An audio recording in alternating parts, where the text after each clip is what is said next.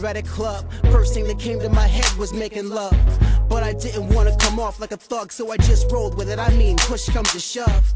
I got a lot of women in my stable who love a brother swagger and ain't looking for a label. So I just mess with chick under the table and take time to get in her mind and tell her fables. So we got more acquainted. Found out she writes poetry and plus she painted. Didn't talk much. 4, 3, 2, 1. What's up, everybody? Back again. It's been a while. My name is Muff. I'm here from Cipher crew. As you see right here, my partner isn't here today with me.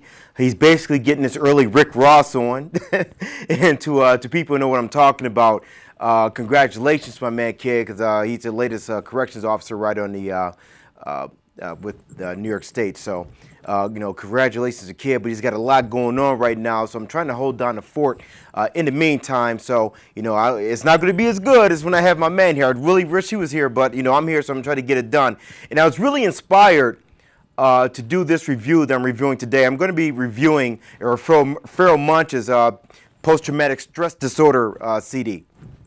The reason why I was inspired to do it because I recently saw on the internet 40 Years of Hip Hop by KRS-One. And a lot of you guys who listen to my show, our show, know that KRS-One, I think he's the greatest rapper of all time. That's my personal preference. A lot of people have different, MCs they like to point to, which is fine. It's debatable. But that said, KRS-One, the teacher, talks about actually what hip hop is.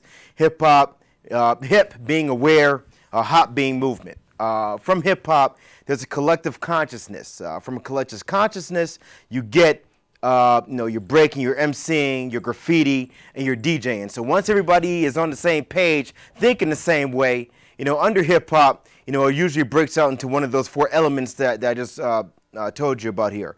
From that, you get hip hop products, you get CDs, you get, clothes, what have you. All the products that will come as a result of you DJing, as a result of you MCing, as a result of you, spray painting, with the graffiti art, so on and so forth.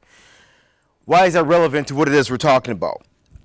I usually gravitate towards MCs that kind of embody what it is that I'm talking about here. A lot of the problems that I have personally with hip hop today, from a lot of the newer artists, is because they come in on a hip hop product side and they don't really start from the collective consciousness. What collective consciousness? What is everybody thinking?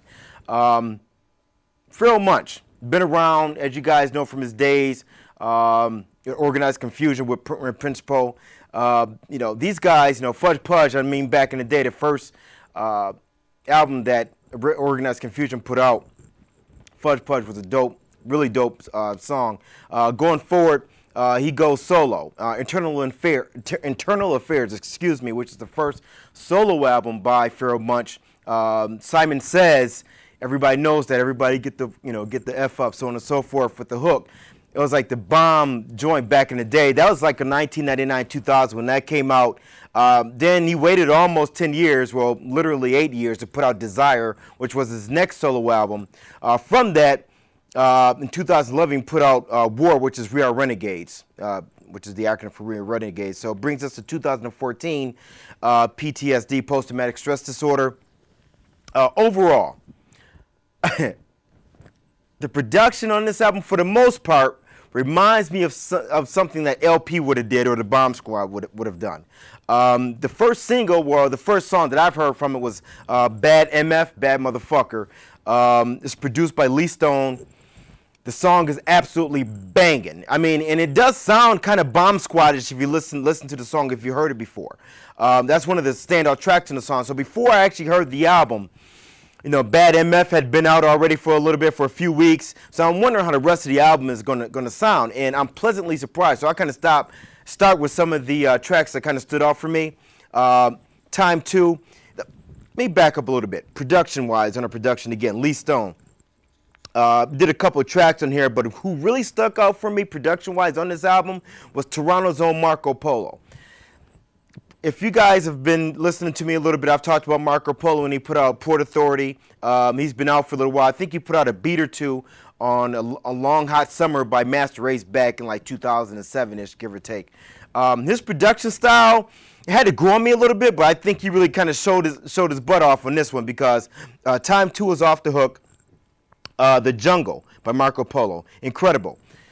Rapid Eye Movement, and that's a joint with Pharoahe Monch and Black Thought, who to me is one of the most, he's like criminally like underrated, especially now. I think a lot of people are going to see Black Thought on the Tonight Show and think this dude is like kind of okay as an MC, and you know, maybe he's too mainstream for some people, but when it comes to ripping mics, few can really do it. And on Rapid Movement, I mean, he steals the show. Not that he outshines Pharoahe Monch on that, but I mean, he absolutely rips mics on that. And a beat on Rapid Eye Movement is kind of like one of those, which is kind of a signature production style for Marco Polo.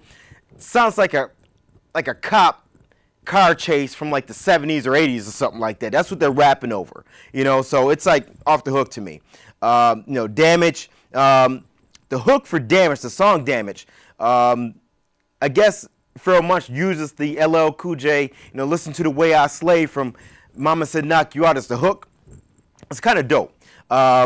You know, what else stands out here? Losing My Mind by Jesse West. He's been out for a little bit, but overall, I mean, I really thought this CD is like absolutely off the hook. The production's off the hook. Now, lyrically, I mean, few can really match the lyricism of a Pharoahe Monch. I mean, again, Pharoahe Monch is like one of those MCs that falls into the category of your favorite MC's MC. I mean, this dude is. I mean, it's. When you look at what a real MC is compared to what you might listen to on the radio, there's like no comparison. This dude absolutely murders mics. You know, the subject matter is like real heavy. I mean, he's speaking on Damage. Let's see, he has one song on here, and I forget where he's talking about heroin addiction. Hang on, give me a second, because you guys know what I do here. I have my notes here with you, but I'll mess around and forget it. But Broken Again, where he kind of sings the hook on that. He's talking about heroin addiction. So some of this stuff gets real heavy, some of the subject matter, but I mean, it takes a lyrical MC like a Pharoahe Monch to be able to pull that off. So just kind of overall, I think the production is off the hook. The lyrics are off the hook. I really wish Kid was here to kind of co-sign what it is I'm talking about, 'cause I know he loved this album. But that said, I'm going to go ahead and give this 4.5 mics, 4.5 from Cipher. And, you know, I know it's kind of a quick review, but I just wanted to get in here and get that thing reviewed here for you guys. If you want to reach us, you can get us our email account, kidmuff44@gmail.com, and always at Cipher Crew on Facebook. So you can get with us from that. You know, if you like the reviews, you don't like, you know, agree with this, you agree with us, let us know either way. You think we're whack, let us know either way. We more than appreciate that. But thanks for staying with us. You know, we're trying to stay relevant in the game here, bring you guys all the good reviews from some of the artists that don't get as much shine on the mainstream. That's kind of what our MO is. We're trying to make that our modus operandi. But again, thanks for listening. I'm out. Peace.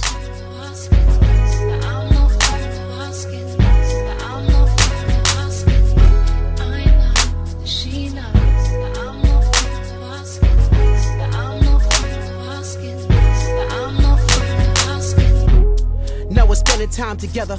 She's saying she can be with me forever, but we still haven't gone to the next level, and I just want to undress her every time I caress her. I guess I'm just not that clever. I know we both want it, but I refuse to beg her. And we've been there right to the brink of passion, but and that's part of the problem. I'm not the average run-of-the-mill player, dog slobbering, divider and conquering women so I can get on top of them. I'd rather make the move together and not sovereign. That she's feeling me, but she keeps me waiting. How patient can I really be? She makes me question her intentions, is it really me? And then she replies, oh, like silly me. I know, she knows, I'm no friend to asking, I'm no friend to asking, I'm no friend to asking. I know, she knows, I'm no friend to asking, I'm no friend to asking, I'm no friend to asking. She meets me at the front door for an apartment, and for the first time ever she calls me Marcus. Gives me a kiss on the lips just to spark this, and whispers in my ear she's real picky about her partners. But I want you regardless, and giggles a little as we fell into the darkness. I'm taking my time kissing her neck, releasing the body from years of neglect. But I still show respect, make sure I got the protection to intercept. Then into a bedroom we crept.